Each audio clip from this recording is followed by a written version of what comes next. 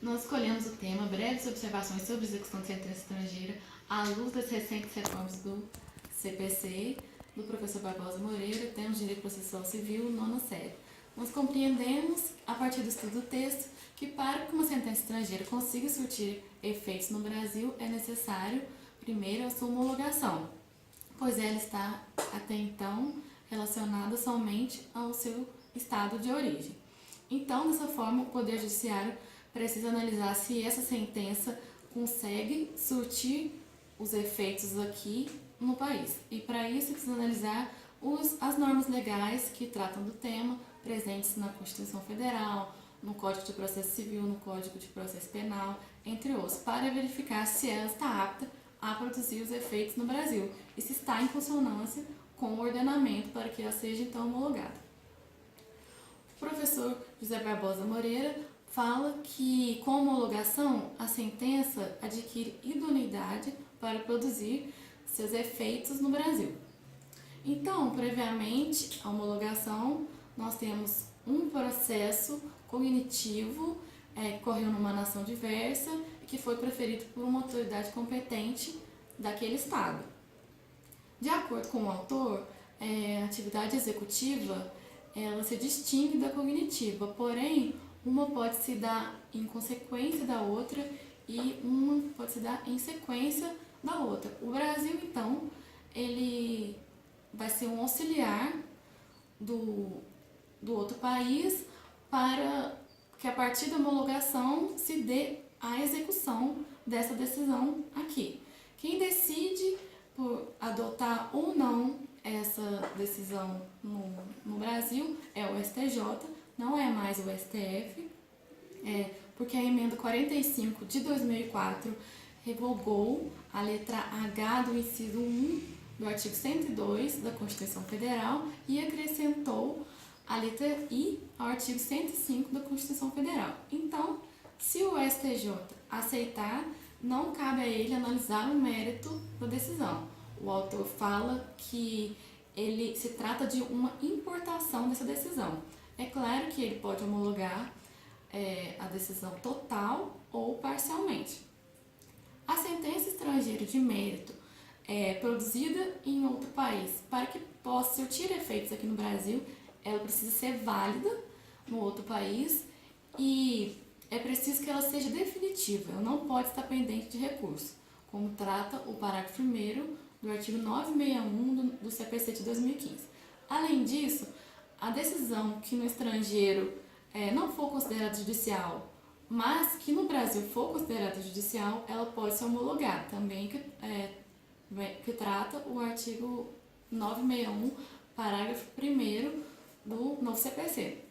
Como já disse, a decisão estrangeira pode ser homologada total ou parcialmente, está previsto no parágrafo 2º do artigo 961, e a autoridade judiciária brasileira poderá deferir pedidos de urgência e realizar atos de execução provisória no processo de homologação, também previsto no artigo 961, parágrafo 3º. O parágrafo 4º desse mesmo artigo fala que haverá homologação da decisão estrangeira para fins de execução fiscal quando previsto em tratado ou em promessa de reciprocidade. O artigo 963 do novo CPC traz alguns requisitos para essa homologação. Quais são? Que a decisão proferida no exterior seja por uma autoridade competente, as partes devem ter sido citadas, deve ser eficaz no país de origem, não ofenda a coisa julgada e não ofenda a ordem pública. Além desses requisitos, a súmula 420 do STF também traz um outro requisito, que é o trânsito em julgado dessa decisão no seu país de origem. Então, para ser homologada, a sentença estrangeira deverá ter transitado e julgado no seu país de origem. Agora a Camila vai aprofundar mais um pouquinho sobre o tema. Então, agora eu vou falar um pouquinho sobre os requisitos para essa sentença estrangeira ser executada no Brasil e como funciona esse procedimento. Uma das exigências, como a Maria falou, é ter obedecido às formalidades extrínsecas que remetem à execução dessa sentença no seu país de origem, no estado em que ela foi proferida, para garantir a autenticidade dessa sentença. Ela tem que estar traduzida em língua portuguesa por um intérprete autorizado ou um juramentado. Também tem que ser autenticada pelo cônsul brasileiro, que exige uma delibação de um documento público ou de um comprovante, uma certidão comprobatória desse caso julgado, ou uma carta de sentença que vai servir como título formal para poder, que vai conter uma declaração de direito. Também essa sentença deve ser prolatada por um juiz competente, e essa competência é uma competência internacional, o juiz competente do estado em que ela foi proferida, de onde essa decisão partiu. E aí, Oscar Tenório faz uma observação de que se esse órgão não for competente, a justiça brasileira estaria interferindo indevidamente na competência de um Estado estrangeiro e tiraria do sistema brasileiro esse caráter de delibação. Então, ao juiz da execução cabe averiguar a competência geral alusiva ao Estado, sem se restringir à competência especial, que deve ser presumida, e ao juiz da delibação compete apenas averiguar a competência do Estado. As partes também devem ter sido citadas, ou então seja comprovada a revelia, e o prazo para apresentar defesa é de 15 dias. Se o requerido for incapaz, lhe será dado um curador. Essa decisão tem que ter transitado em julgado e não pode contrariar a ordem pública, a soberania nacional e os bons costumes. O procedimento da execução estrangeira, ele se inicia com uma petição inicial, que deve ser acompanhada de documentos essenciais e também dessa sentença estrangeira, dessa decisão. Logicamente, se uma das partes não concorda, cabe a ela o recurso. Ela pode utilizar desses meios. Uma das inovações do CPC é que não é somente a sentença estrangeira que pode ser homologada no Brasil e pode ser executada. Todas as decisões interlocutórias também podem ser homologadas e executadas no Brasil. Apesar de um processo possuir diferentes fases e ser um único processo, no caso da sentença estrangeira, como ela foi proferida por um órgão diverso da nossa justiça, ela tem que se realizar em um outro processo, um processo autônomo. A atividade executiva, então, precisa ser um novo processo. Em respeito ao Código de Processo Civil, o tribunal competente seria o de competência originária para julgar essa execução. Porém, a Constituição Federal, no seu artigo 109, inciso 10, fala que os juízes federais de primeiro grau competem a execução dessas sentenças. Além disso, o entendimento do autor é de que é necessário um novo processo e, portanto, a citação do devedor. Cabe, então, ao interessado propor esse novo processo e, deferida essa petição inicial, não basta apenas que o devedor seja intimado. Ele deve ser novamente citado, porque se trata de um novo processo, ele ainda não está configurando no processo, ele não é uma parte ele não é uma parte do processo e, por isso, não é razoável que ele sofra com penhora. Portanto, ele deve ser novamente citado, por se tratar de um novo processo. A título de curiosidade, Humberto Teodoro fala que a adoção do sistema brasileiro, que é esse juízo de delibação, advém do sistema proveniente lá da Itália, que essa sentença estrangeira deve ser submetida a um novo processo para gozar da eficácia aqui no país. No caput do artigo 960 do novo Código de Processo Civil, essa decisão ela pode ser requerida a homologação da decisão estrangeira pode ser requerida por meio de uma ação de homologação de decisão estrangeira, mas essa ação também pode ser dispensada. No artigo 960 do novo Código de Processo Civil, ele define que é necessário para a homologação de decisão estrangeira uma ação de homologação de decisão estrangeira, mas essa ação pode ser dispensada. O requisito que deve ser cumprido é que ela tem que ser definitiva, ela tem que ter transitado e julgado no exterior. E isso é condição de eficácia no Brasil.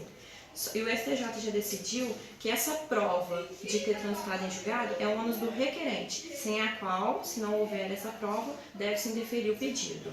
Depois de homologada essa sentença estrangeira, a execução será feita no juiz federal competente e, embora o regimento interno do STJ prevê que seja necessário uma carta de sentença para que se comece a execução, o parágrafo único do artigo 965 do Código de Processo Civil permite que seja apenas levado para a Justiça Federal uma cópia autenticada da decisão homologatória.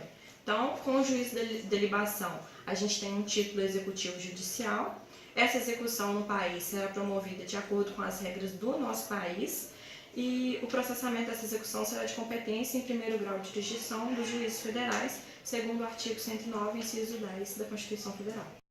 O segundo texto chama Nota sobre a extinção da execução, artigo 794 do Código de Processo Civil, em confronto com suas fontes históricas. Essa obra é uma breve amostra de direito comparado do artigo 794 com os códigos que inspiraram o Código de Processo Civil Brasileiro, de 1973, bem como uma análise dos incisos deste artigo, que fala sobre a extinção da execução. O artigo ele significou uma inovação no direito positivo brasileiro, uma vez que nenhum dos outros códigos haviam tratado sobre este assunto antes. Em relação aos códigos estrangeiros, Portugal e Itália tratavam desse tema, mas nenhum desses serviu de inspiração para o nosso código. Quem serviu de inspiração direta foi o Código de Processo Civil do Estado do Vaticano e, de forma indireta, o projeto de Carnelucci, que é de 1926. O projeto de Carnelucci, por si só, serviu de inspiração para o Código de Processo Civil do Estado do Vaticano, que foi impresso em 1946. O projeto de Carnelucci ele não vigorou na Itália, mas ele serviu como uma inspiração no Vaticano, que também serviu como inspiração no Brasil. Vale ressaltar que o artigo subsequente do CPC de 73 também teve essa inspiração. É importante frisar aqui que no Brasil a gente adota o termo extinção ao invés de cessação e sentença no lugar de ordinança. Em relação à cessazione do processo executório, as alterações entre o CPC do Vaticano e o projeto de Carnelucci, elas são basicamente terminológicas, como por exemplo na troca do termo obligo, presente no projeto, por obligazione, que é citado no Código do Vaticano.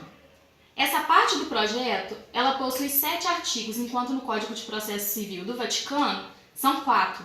Mas isso se dá porque no Código do Vaticano eles condensam as hipóteses em um só artigo, como também é feito aqui no nosso CPC.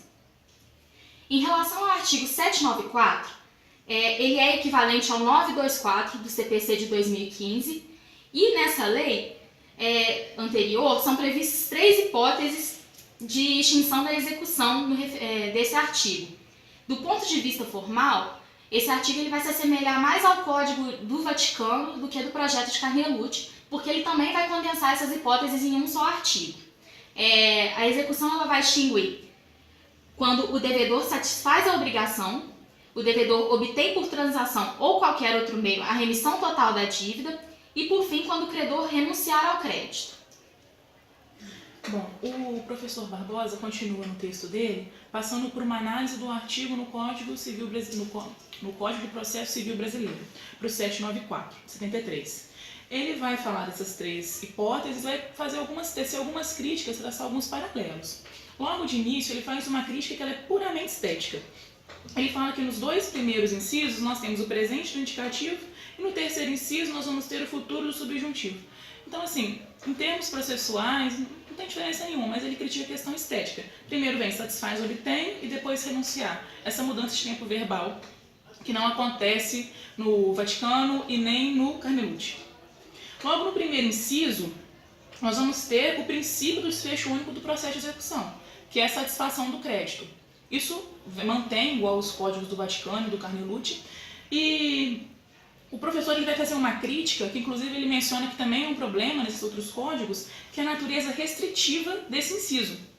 Ele coloca que basta que receba o que é devido. No código fala que o devedor satisfaz a obrigação. Não necessariamente o devedor vai satisfazer essa obrigação. Aliás, quase nunca é. Por exemplo, numa penhora, numa expropriação de um bem, vai a leilão e esse bem vai depois, com o valor desse bem, ser pago ao credor. Tecnicamente, não é o devedor que diretamente paga esse valor para o credor.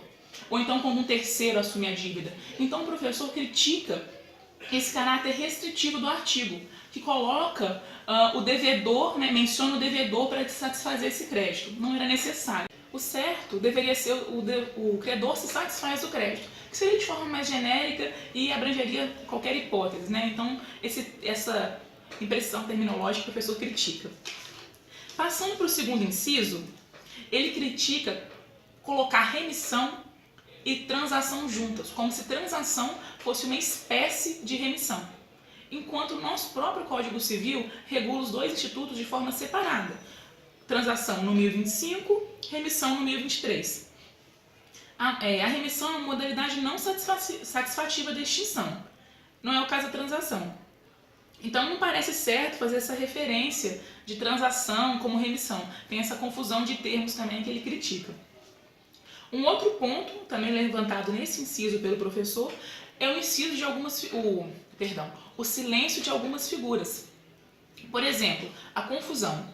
No processo de conhecimento, existe a figura da confusão. No processo de execução, isso não foi abordado. E que seria um lugar ideal para isso, que é quando a mesma pessoa vai ser devedor e credor. É também uma hipótese que faz nascer um efeito instintivo no plano material e processual e não foi contemplado. Isso ele dá só como um exemplo, porque existem várias outras que também poderiam ter sido abarcadas e não foram. Por fim, com relação ao inciso 3, ele é o que mais se distancia dos modelos de Carnelucci e do modelo do Vaticano. Na tradução do modelo italiano, né, tanto do Vaticano quanto do Carnelucci, para o brasileiro, houve uma diferenciação. No modelo do Vaticano e do Carnelucci, o verbo era desistir. O credor desiste da ação. E isso vai gerar impactos no campo processual. Se ele desiste da ação, nada impede que entre com uma nova ação depois. Ele desiste da ação. Ele não desiste do direito material. Agora, se de forma intencional ou se por mero erro de tradução, o professor até levanta essa ponderação, no Brasil veio diferente. Coloca como o credor... O credor renuncia a esse crédito. Então, a extinção é no plano material e no plano processual. Então, dessa forma, diferencia demais do modelo italiano. Por fim, o professor encerra esse artigo questionando assim, que todos os incisos têm o mesmo denominador comum. Todos eles falam de uma extinção da relação material e o fenômeno processual como consequência dessa extinção. Extingue-se o direito material e, por consequência, o processo é extinto também. E se todos os incisos falam essa mesma coisa, ele entende que existe uma redundância, que bastaria esclarecer que a execução se extingue quando extingue a obrigação, quando extingue a dívida. Tudo seria a mesma coisa, já que em todos os casos nós temos uma obrigação material que depois se resbala no processual. Esses foram os ponderamentos dele, uma crítica falando de forma simplificada desse processo. Encerrada essa parte, nós temos que o CPC mudou. Obviamente, em 2015 um novo código entrou em vigor, então algumas coisas mudaram nesse aspecto. O artigo ele se aproveita muito, porque o novo código ele absorve essas hipóteses e adiciona mais duas, que é o indeferimento da petição inicial e a prescrição intercorrente, depois a gente pode até mencionar. Agora, outras três hipóteses, elas são condizentes, só que algumas coisas mudaram. No primeiro inciso, por exemplo, que é o segundo, no caso do Código Novo, quando a obrigação é satisfeita, o legislador de 2015 aboliu a palavra devedor. Então, aquela crítica que o professor já fazia nesse artigo com relação ao CPC de 73, ela foi sanada. O Código simplesmente fala que a obrigação seja satisfeita, a obrigação for satisfeita. Não importa pelo devedor, por um terceiro, ele acaba com aquela restrição que tinha antes que atrapalhava. O terceiro inciso, obter por outro meio extinção total do crédito. Outro problema resolvido. Não tem mais a confusão conceitual, remissão e transação. Ele simplesmente coloca outra forma de obtenção total da dívida. E, por fim, renunciar ao crédito, que ficou idêntica não tem problema nenhum, continua a mesma coisa. Esse artigo 924, do indeferimento da petição inicial, o mais importante a gente comentar é observar o princípio da cooperação, o artigo 10 do novo CPC, dar oportunidades para que se emende essa petição, não extinguir de pleno, sempre tentar aproveitar os atos processuais. E com relação à prescrição intercorrente, que é o inciso 5, que é uma novidade, que já vinha sendo um problema que o legislador tentou pacificar, essa prescrição, ela, como toda prescrição, deriva da inércia.